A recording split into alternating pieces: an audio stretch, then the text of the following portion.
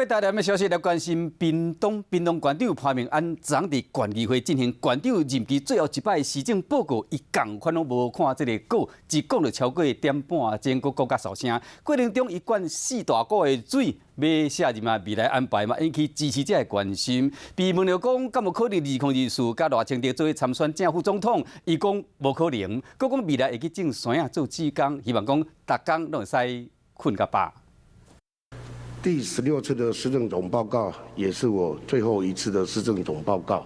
屏东县长潘明安任内上尾一摆施政报告，又完全程无看过，只是咧只讲就讲1点半钟，敢听会出来？讲到上尾咽后，敢若怪怪，直接收声。现在可以大声的讲，我来自屏东。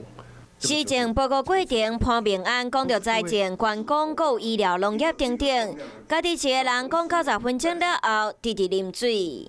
观光的产业一直到，那实在是非常的渴，一下子灌了4大壶的水。潘明安讲，想要甲8年来点点滴滴和县民分享，哪有无代志？只是伫要卸任未来动向安怎，外界嘛真关心。就回去，因为我哥哥的那个以前的芒果园都荒废了，我来种芒果再寄给你了。潘明安讲卸任了后，要等去种山啊，不过外界关心2年后敢有这个规划。2年后有没有可能赖潘配？啊，这个太荒唐了，这个不可能。虽然潘明安否认出战2024岁可能，不过伊8年县长任内，几啊摆摕到5星县长奖，县政成绩得到肯定。后一站要对倒位出发，嘛自然受到关心。Hello， 大家好，我是乃瑜，要教给大家2个任务。第一个，华视新闻的脸书专页，你按赞了吗？